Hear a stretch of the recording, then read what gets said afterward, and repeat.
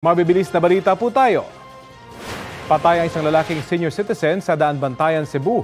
Pasintabi lang po sa mga sensitibong detalye ng balitang ito, pinagtataga at pinugutan siya ng sariling pamangkin matapos umanong magalit at magselos dahil pareho raw sila ng tiyuhi ng iniidolong artista. Na-recover ng pulisya ang ginamit na itak sa krimen. Arestado na rin ang suspect na napagalamang lulong sa droga. Wala siyang pahayag. Patay rin ang isang senior citizen sa Bagong Negros Occidental habang sugatan naman ang kanyang apo.